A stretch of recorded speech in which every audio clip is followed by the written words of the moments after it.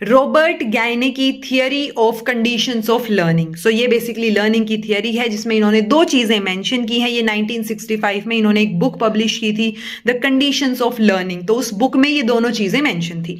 अब इनमें से क्या क्या चीजें हैं तो आप इस तरीके से पेज पे नोट डाउन कीजिए, नोट्स जब बनाते हैं, और कुछ कुछ स्पेस इस तरीके से, थोड़ा बहुत स्पेस आपके पास होना चाहिए ब्लैंक, ताकि कल को कुछ अपडेशन करनी हो तो आप कर सकें। अब इसमें इन्होंने 8 स्टेप हायरार्किकल मॉडल दिया, 8 स्टेप्स का, और 9 स्टेप्स ऑफ इंस्ट्रक्शनल इवेंट्स दिए, यानी 9 events, actually 9 events of instructions, कि कैसे आप इंस्ट्रक्शंस प्रोवाइड करेंगे। उसमें 9 स्टेप है और 8 स्टेप में हायरार्किकल मॉडल है इनका लर्निंग से रिलेटेड। सो ये लर्निंग से रिलेटेड ही चीजें हैं जो कि 1965 में इन्होंने अपनी बुक में डाली थी। ओके, तो इनकी बुक का भी नाम याद हो, और ये 9 के 9 इवेंट्स और ये 8 के 8 स्टेप आपको पता हो, आप मेंशन कर सकते हो। अगर हम 8 स्टेप्स की बात करते हैं तो सबसे लोअर लेवल पे ऐसे कौन सा ही बन जाता है एक तरीके से स्टेप बाय स्टेप। सबसे नीचे या सबसे पहले लेवल पे रहेंगे आपके पास सिग्नल लर्निंग, दूसरे पे रहेगा आपका स्टिमुलस रिस्पॉन्स लर्निंग या एसोसिएशन, जिसको बोल देते हैं एसआर एसोसिएशन। तीसरे नंबर पे रहेगा साइकोमोटर कनेक्शन लर्निंग, कनेक्शन है तो यानी एक चेन बन रही है एक के बाद एक के बाद एक, तो इसको चेनिंग भी बोला जाता है तीसरे स्टेप को।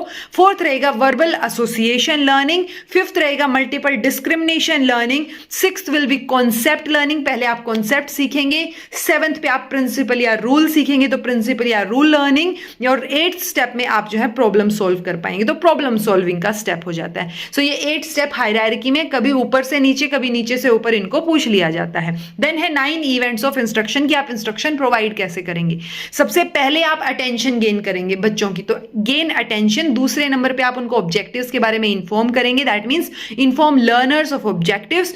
तीसरे स्टेप में आप स्टिमुलेट करेंगे ताकि वो रिकॉल कर सके, तो वो रिकॉल पहले क्या सीखा है उन्होंने वो रिकॉल कर पाए, तो stimulate recall of prior learning जो पहले सीख चुके हैं। फोर्थ में रहेगा प्रेजेंट द स्टिमुलस या प्रेजेंट द कंटेंट, जो आपने सिखाना है अब आप वो प्रेजेंट करेंगे।